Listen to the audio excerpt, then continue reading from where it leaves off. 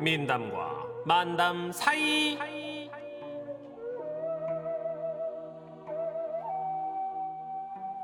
37번째 이야기, 카자흐스탄의 민담 카디르의 복찾기 여행을 소개해드립니다.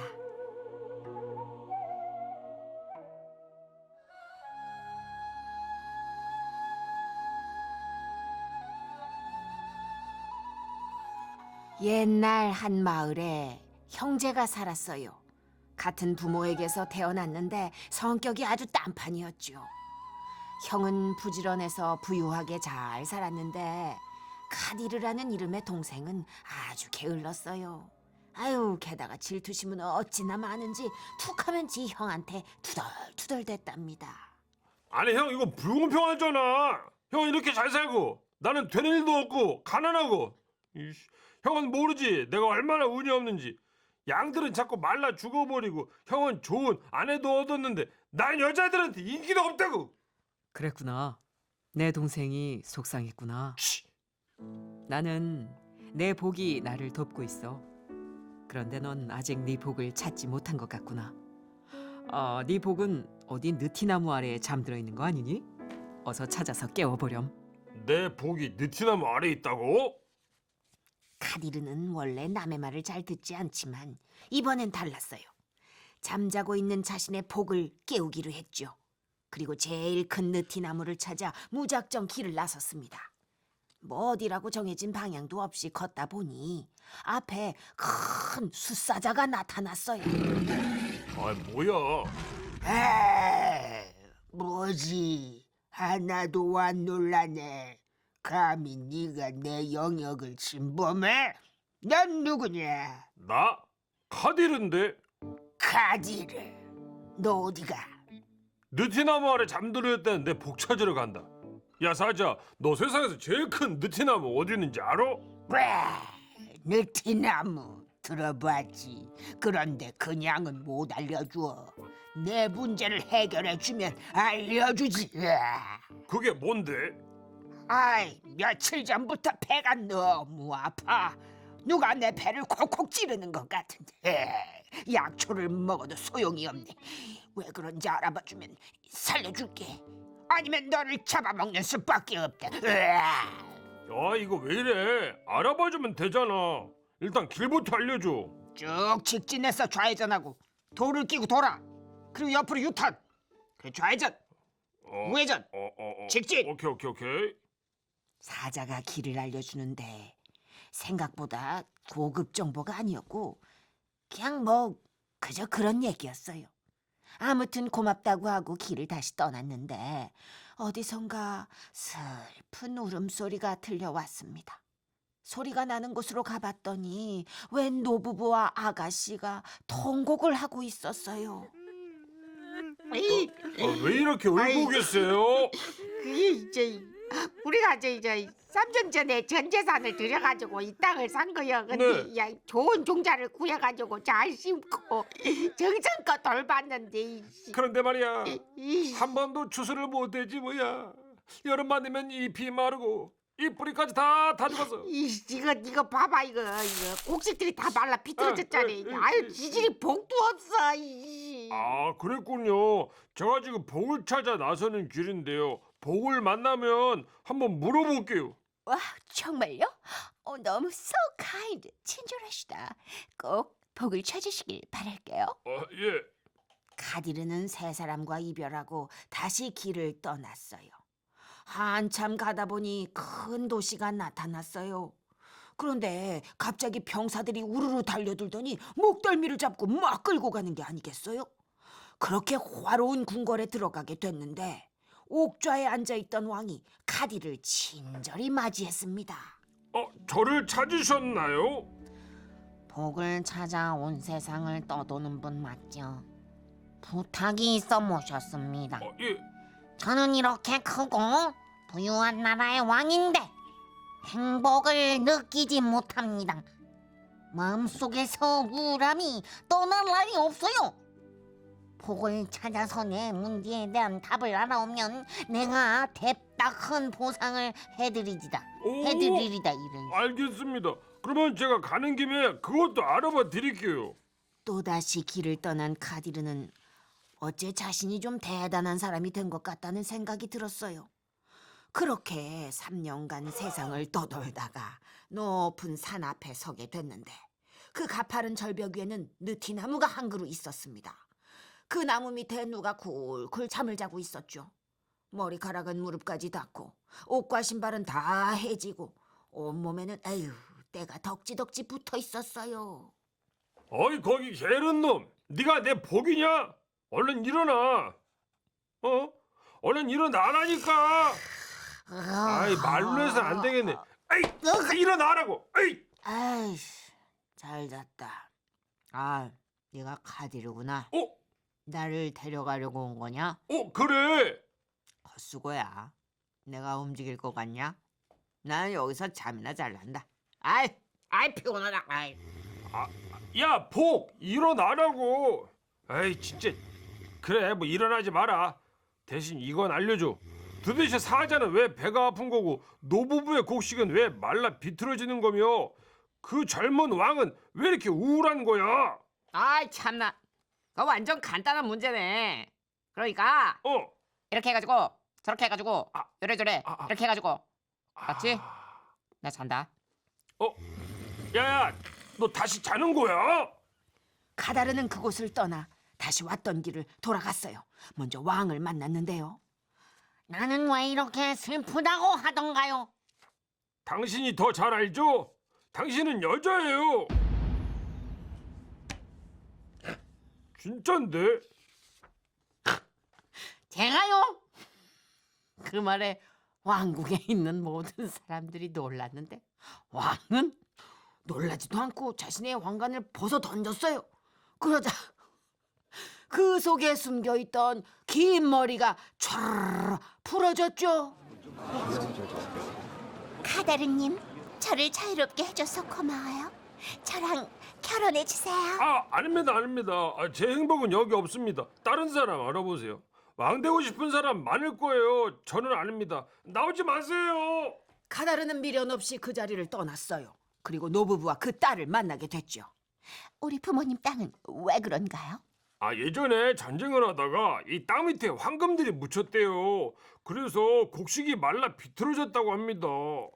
카디르가 이렇게 말을 하고 땅을 파자 정말 황금들이 쏟아져 나왔고 노부부는 한순간 세상 제일 가는 부자가 되었죠. 아이고 시구나 젊은이 고마워 땡큐. 이 보물의 절반은 자네한테 주고 내 딸이랑도 결혼해줘. 아닙니다. 제 행복은 여기 있지 않습니다. 저는 가던 길을 가겠습니다. 마지막으로 카디르는 사자를 만나게 됐는데요. 아이 내가 너를 얼마나 기다렸는데 감히 나를 그대로 두고 도망을 가. 너를 내 먹이로 삼아야겠다. 카디르는 반사적으로 몸을 피했고 사자는 달려오던 힘 그대로 지나쳐 큰 돌에 뽕 부딪히고 말았어요. 아휴, 카디르는 가벼운 마음으로 원래 마을로 돌아왔는데 그 사이에 카디르는 완전 다른 사람이 되었어요. 얼굴엔 웃음이 가득하고 어떤 일이든 척척 움직였고 재산도 모으게 됐답니다. 그리고 한 여자와 결혼도 하게 됐는데 그리 잘난 것도 없는 평범한 동네 여자였어요. 누군가 카디르에게 잘 지내냐고 물었죠. 세상에서 제일로 행복해. 아마 지금도 카디르는 그곳에서 행복하게 잘 살고 있을 겁니다. 끝.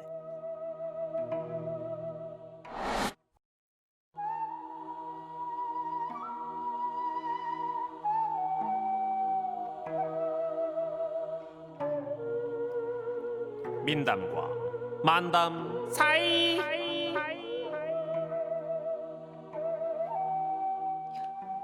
38번째 이야기 세네갈의 민담 밤의 삼바를 소개해드립니다. 이 민담을 듣고 여러분이 느낀 교훈이나 민담 속의 특정 인물이나 동물 또 소재가 무엇을 상징하는지 여러분의 생각을 자유롭게 보내주세요. 샵 8001번입니다. 짧은 글 50원, 긴 글 100원, 스마트 라디오 미니는 무료입니다. 소개되신 분들께 모바일 커피 교환권 보내드립니다.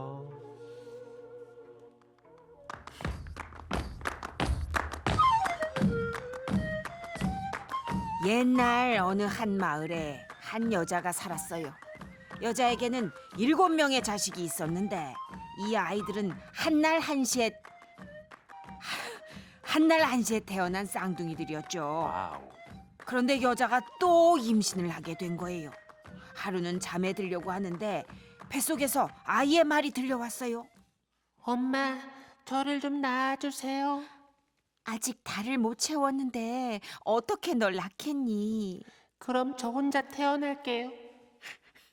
그리고 아이는 새벽 달기 울 때 혼자 태어났어요. 어이구야. 아이는 혼자 탯줄도 자르고 알아서 목욕도 했죠. 엄마의 발치에 앉아서 애가 미리 엄마가 깨어나길 기다리고 있었던 거예요. 그 모습을 본 동네 사람들이 깜짝 놀라지 않았겠어요? 어머나, 어린아기가 이럴 수 있어? 그러니까 아니 혼자 탯줄을 끊는 게 말이 되냐고. 안녕하세요. 저는 간밤에 태어난 삼바입니다. 사실 저는 어머니보다도 아버지보다도 나이가 많아요. 아이고, 내 아들, 너 정말 어린아이가 맞니? 네, 맞아요. 어머니, 아참 오늘 형님들이 아내를 구하러 길을 떠나잖아요. 저도 거기 따라가고 싶어요. 예, 그게 얼마나 어려운 일인지 아니? 7명의 형들에게 딱 맞는 7명의 자매를 찾아야 한다고. 그러니까요. 꼭 데려가 달라고 해주세요. 하지만 형들은 삼바가 귀찮았어요. 그래서 새벽에 몰래 지들끼리 길을 떠났죠. 한참 걷는데 형제 중 한 명이 길에 떨어진 은화를 발견했습니다. 와, 은화다. 이건 내가 가져가야지. 그리고 은화를 주머니에 넣고 한참을 걷는데 주머니에서 이런 말이 들려왔어요. 아이고 더워 형.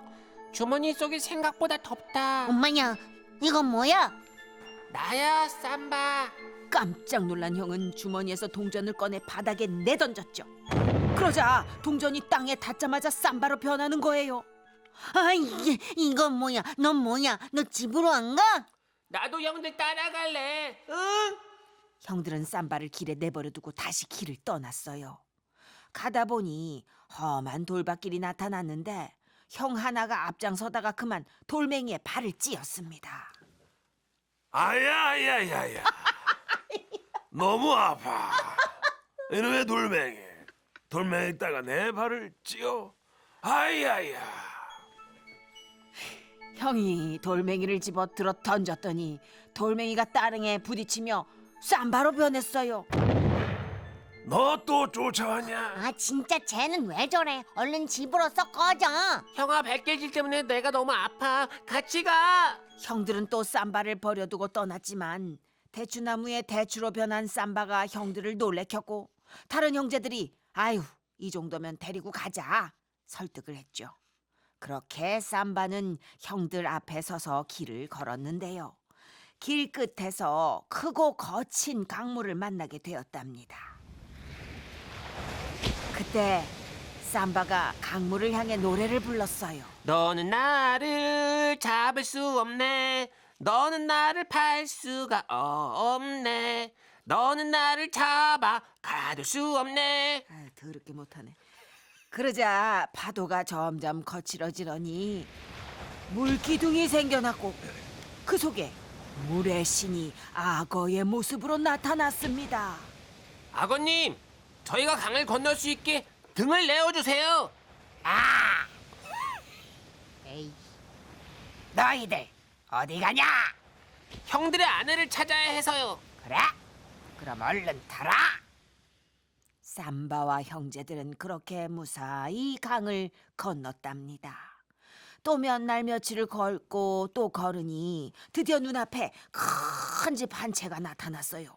그리고 그 주변으로 7채의 작은 집들이 삥 둘러 있었죠. 거기 누구 계십니까? 누구시오? 누가 내 땅에 팔을 들이라고 했어? 할머니, 저희는 여자를 찾으러 왔어요. 같은 시간에 한 어머니에게서 태어난 7 자매요. 따님들이 저희 형들의 아내가 되어주실 수 있나요? 할머니가 그들을 쭉 둘러보더니 박수를 쫙 쳤고 7채의 집에서 여자들이 나왔어요. 너무 아름다웠죠. 그녀들을 본 형들은 좋아서 입이 찢어졌습니다. 각자 데이트를 하는 동안 삼바만 시간이 남아 돌았어요. 노파와 시간을 보낼 일이 많아졌죠. 너는 왜 여기 있어? 형들이 안 놀아주니? 다들 정신 없더라고요. 참 할머니, 이 앞에 밭에 농사가 잘 안 되시죠? 응? 붉은 곡식의 씨앗을 뿌리면 아마 금방 쑥 클 거예요. 노파는 삼바가 시키는 대로 했고 정말 싹이 터서 자라기 시작했습니다. 둘은 마음을 터놓고 얘기하는 사이가 되었고 노파의 옆에서 말동무를 하며 함께 지내게 됐죠. 그러던 어느 날 아주 깊은 밤 코를 골며 자던 노파가 옆에 자던 삼바가 자는지 확인을 한 뒤에 슬며시 일어나는 거예요. 삼바는 조용히 나가는 노파의 뒤를 밟았습니다. 노파는 기다란 칼을 꺼내 숫돌에 쓱쓱 갈고 있었습니다. 할머니 뭐 하세요? 깜짝이야. 그게 말이야. 잔치도 있고 하니까 소를 좀 잡을까 해서. 어여 들어가 찾아. 자. 한밤중에? 수상하다. 둘은 다시 방으로 들어와 잠을 청했는데요. 삼바는 자는 척을 했고 노파는 그걸 확인하고 칼을 가지고 밖으로 나갔죠. 그리고는 딸과 삼바의 형들이 지내고 있는 방으로 들어가 형들을 죽이고 말았어요. 다음 날 날이 밝았을 때 다시 딸들의 방으로 가봤더니 딸들이 죽어 있었습니다. 노파가 지난밤 죽인 건 삼바의 형들이 아니라 자신의 사랑하는 딸들이었던 거죠. 이 삼바이 내 이놈을! 삼바가 형들에게 여자 옷으로 갈아입으라고 미리 언지를 주었던 게 큰 도움이 됐었어요. 형제들은 쫓아오는 노파를 피해 미친 듯이 도망쳤습니다. 노파가 가는 곳은 모두 불타 없어졌죠. 한참을 도망치던 형제는 목이 말라 대추나무 아래에서 쉬었는데요. 형 하나가 대추를 따먹으려고 할 때 삼바가 말했어요. 형, 잘 생각해봐. 얼마 전에 우리가 여길 지나갈 때 대추나무가 없었어. 그러니까 이건 가짜야. 그들은 대추를 냅다 버리고 다시 도망쳤어요. 그들이 힘에 부치기 시작했을 때 저 멀리에 말들이 보였고 형들이 얼른 달려가 말을 타려고 했죠. 그러자 삼바가 말했습니다. 형, 속지 마. 우리가 이곳을 지날 때 마구간은 없었어. 삼바와 형제들은 여러 날을 걷고 또 걸어 집에 도착했는데요. 집마당 한가운데 못 보던 커다란 나무가 있었습니다. 어머니, 언제부터 이 나무가 있었나요? 오늘 새벽부터였어. 너처럼 아주 쑥쑥 잘 자라던데. 에? 삼바는 즉시 도끼를 가져와 나무 밑동을 잘랐습니다.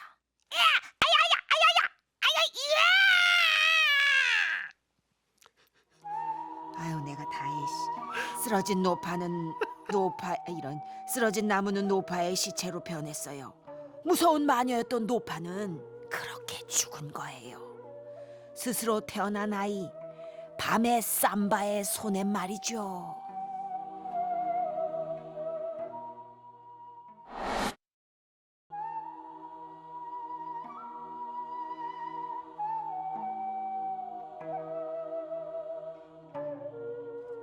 민담과 만담 사이.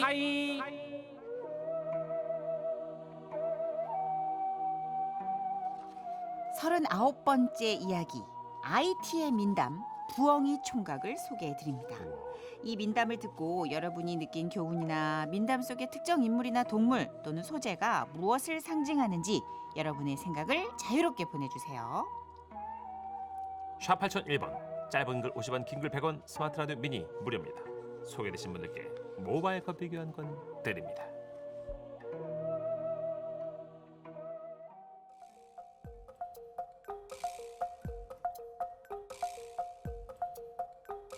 옛날 옛적에 한 마을에 부엉이 총각이 살았어요. 총각은 자신이 아주 못생겼다고 생각했는데요. 어느 날 저녁에 한 아가씨를 만났고 대화를 나누다 그만 사랑에 빠지고 말았답니다. 그 아가씨는 아주 다정하고 부엉이 총각의 이야기를 잘 들어줬거든요. 마음이 갈 수밖에요. 그래서 제가 올빼미 그 자식 눈을 똑바로 쳐다봤죠. 그랬더니 그랬더니 뭐래요? 어디다 대고 눈을 동그랗게 뜨냐네요. 지 눈이 더 동그라면서. 아, 거짓말. 너무 웃기다. 웃겨서 눈물이 나요. 우리 사귈까요? 둘은 어제저째 해서 사귀게 됐는데 문제는 이 부엉이 총각이 지가 되게 못생겼다고 생각했기 때문에 걱정이었어요. 아가씨가 대낮에 만나자고 하면 절대 안 된다고 했죠. 자기야, 어두운 밤에만 자기 찾아갈게. 그래도 뭐 둘은 그 깜깜한 어둠 속에서 막 도란도란 이야기를 나누며 무척이나 행복했는데요. 어느 날 부엉이 총각이 집에 돌아가자 아가씨의 엄마가 아가씨를 불렀답니다. 예, 네 남자친구 왜 밤에만 오니? 낮에는 계속 일을 해야 한대요. 일 마치고 집에서 옷 갈아입으면 밤이죠 뭐. 아유, 좀 수상한데. 야, 결혼하기 전에 얼굴이라도 봐야 되지 않겠어? 그래, 일요일 오후에 댄스 파티 열자고 하고 네 남자친구 부르자. 일요일은 일 쉴 거 아니야. 실은 아가씨도 부엉이 총각의 얼굴이 되게 궁금했어요. 그래서 엄마의 말대로 지인들을 불러 모아 댄스 파티를 열기로 하고 초대장을 보냈죠. 부엉이 총각도 초대장을 받았는데 마음이 설레기 시작했습니다. 왜냐면 그는 춤을 꽤나 잘 췄거든요. 아싸, 오랜만에 실력 발휘 좀 해보는 건가? 머리 근질근질했는데.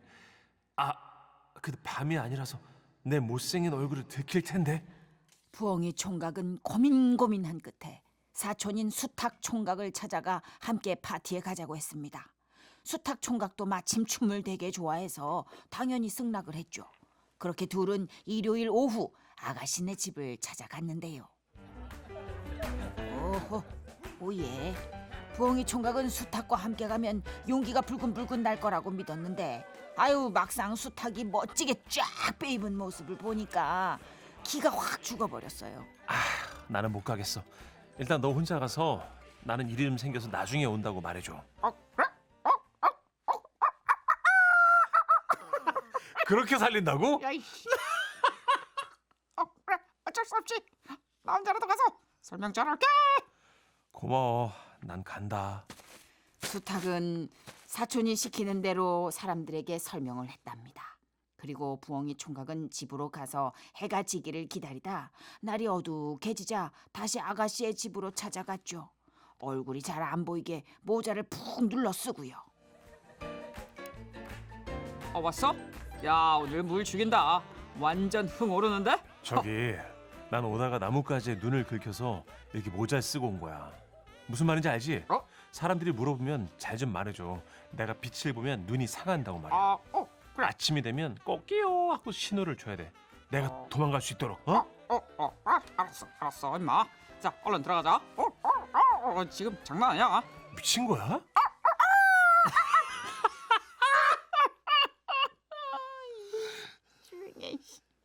수탉이 부엉이 총각을 데리고 들어가 이리저리 다니며 소개를 했습니다.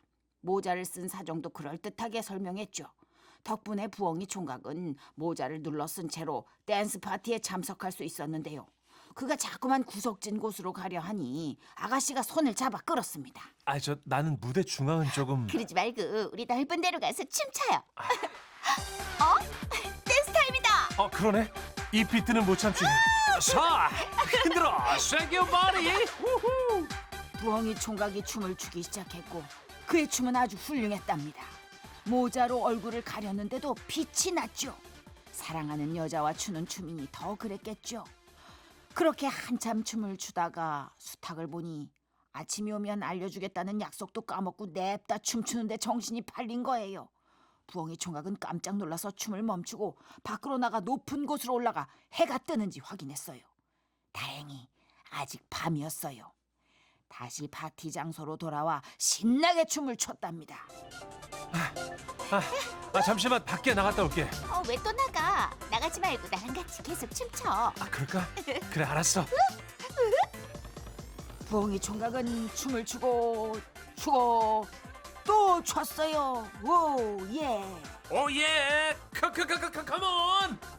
시간이 가는 줄도 모르고 있다가 해가 조금씩 뜨기 시작했습니다. 빛이 들어오니까 어둑어둑하던 집안이 환해졌지 뭐예요. 부엉이 총각은 그런 줄도 모르고 춤을 추느라 정신이 없었어요. 예. 그때 아가씨의 엄마가 말했습니다. 이제 네 남자친구 얼굴 좀 확인하자. 옆에서 그 소리를 들은 수탉이 그제야 정신이 번쩍 들어서 큰 소리로 외쳤습니다.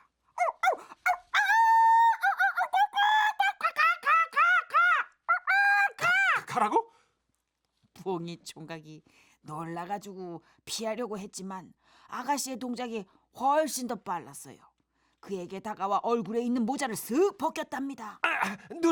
내 눈.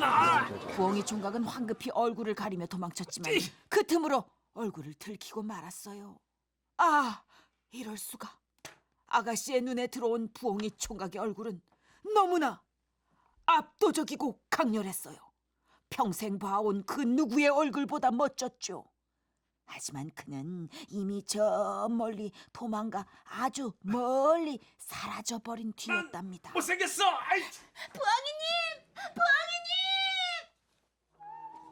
그 뒤로 부엉이 총각은 다시는 돌아오지 않았어요. 그를 기다리고 기다리다 포기한 아가씨는 결국 수탉과 결혼했답니다. 아, 수탉 아까부터 이상해 보였어. 아. 오케이. 양. 수탉과 결혼한 아가씨, 네가 할 소리는 아니야. 수탉과 결혼한 아가씨는 행복했어요. 하지만 매일 아침 수탉이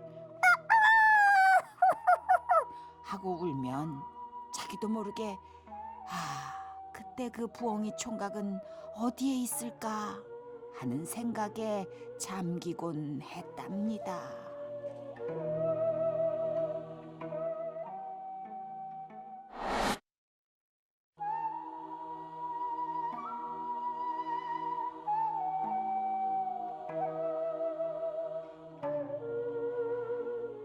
민담과 만담 사이.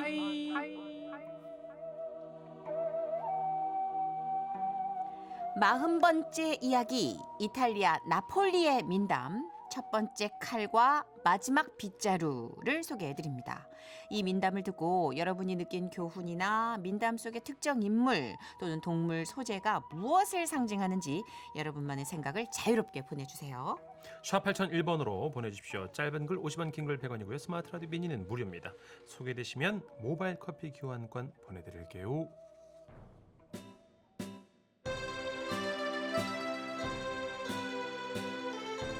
Buongiorno Margherita Gorgonzola. 맛있어. 꾸루치가 먹으면 맛있어. 안녕? 옛날 옛적에 두 상인이 서로 맞은편에 살았어요. 한 명은 아들 7을 뒀고, 한 명은 딸 7을 뒀어요. 이야. 와, 매일 아침 둘은 발코니에서 인사를 나눴죠. 안녕하세요. 예, 안녕하세요. 7번 삽질한 양반. 아들을 가진 상인은 매번 이렇게 딸만 가진 상인을 약올렸죠. 그는 너무 화가 나 집에서 씩씩거렸어요. 아우 열받아. 하지만 그는 상심한 와중에도 딸들만 보면 너무 예쁘고 사랑스러워서 눈을 뗄 수가 없었어요. 그중 막내딸이 아버지에게 물었죠. 아버지, 걱정거리 있으시죠? 털어내 주세요. 아유 그게 말이다. 너 저 건너편에 사는 상인 아니지? 그 양반이 매일 아침에 나한테 이제 이런 식으로 인사를 해요. 안녕하세요. 7번 삽질한 양반. 아 진짜 그럼 아버지도 이렇게 답해 주세요. 짜증나. 안녕하세요. 7번 칼질한 양반. 그리고 내기를 거세요. 어이? 우리 막내 빗자루하고 당신이 가진 큰 칼하고 둘 중에 누가 먼저 프랑스 왕의 지팡이와 왕관을 가져오는지 말이죠. 아 네가 그 큰 아들을 이길 수 있겠냐? 나는 너무 걱정이 되는데. 걱정 마세요, 아버지. 딸은 본인만 믿으라고 했고 다음날 아침이 밝았거든요.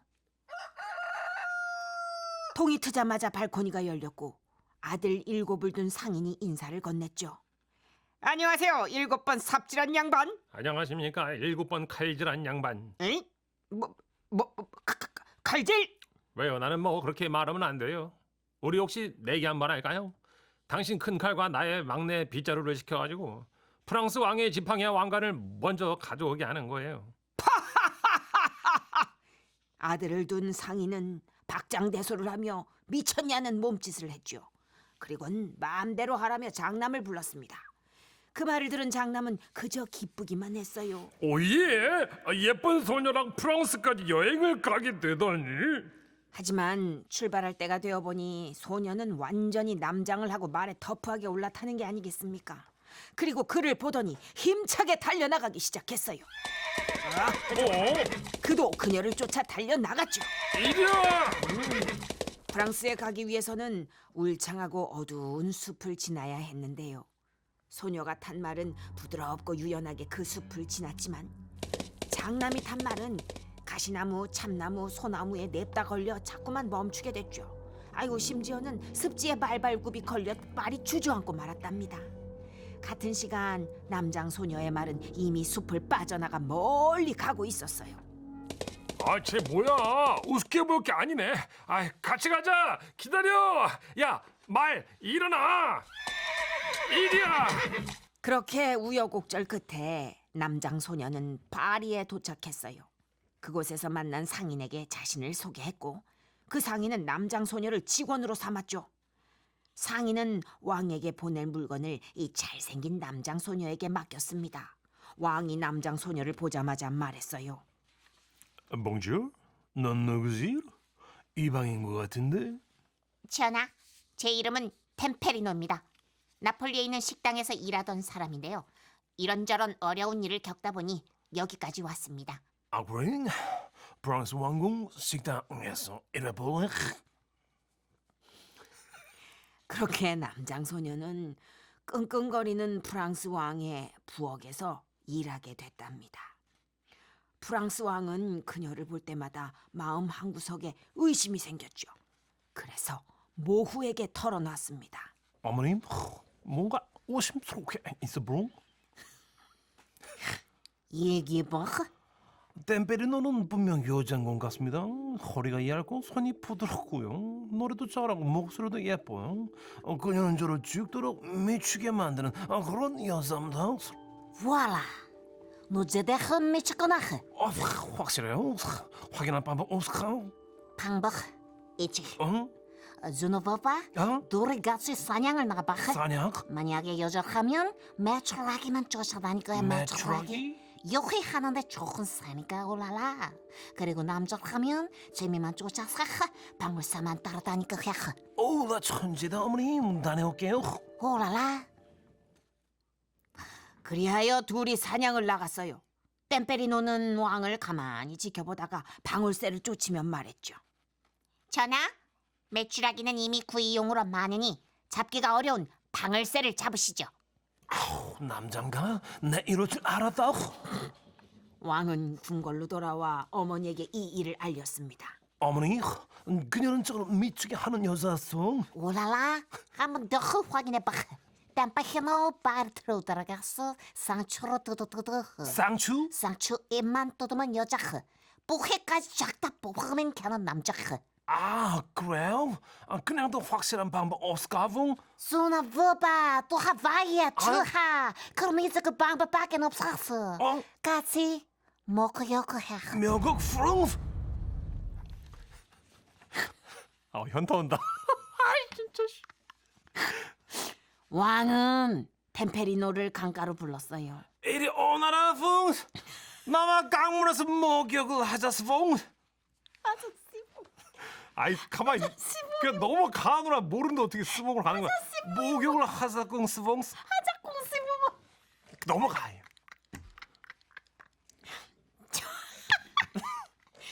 전하. 먼저 옷을 벗으시지요. 아, 그래? 먼저 벗으신다면 저도 곧 따라 들어가겠어. 후다닥 벗는다, 봉. 난 다 벗었다리 물에 들어간다, 봉. 이제 너도 따라 들어오너라, 봉. 열심히 해야 되나? 열심히 하라고 지금. 들어오너라 스봉은 바지야? 아이 그냥 해. 어디까지? 그때 갑자기.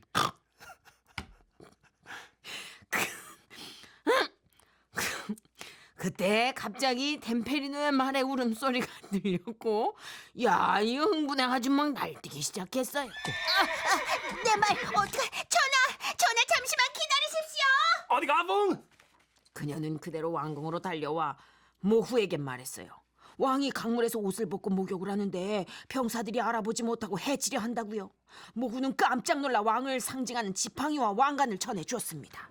아우 좋아요 널널 템페리 널널 지금 오고 있겠어 나 오고 너 기다리고 있다 그녀는 그대로 스봉 왕의 지팡이와 왕관을 가지고 노래를 부르며 이탈리아에 있는 자기의 집으로 돌아왔어요. 그렇게 그녀의 아버지는 이번 내기에서 이길 수 있어 스봉. 내가 이겼다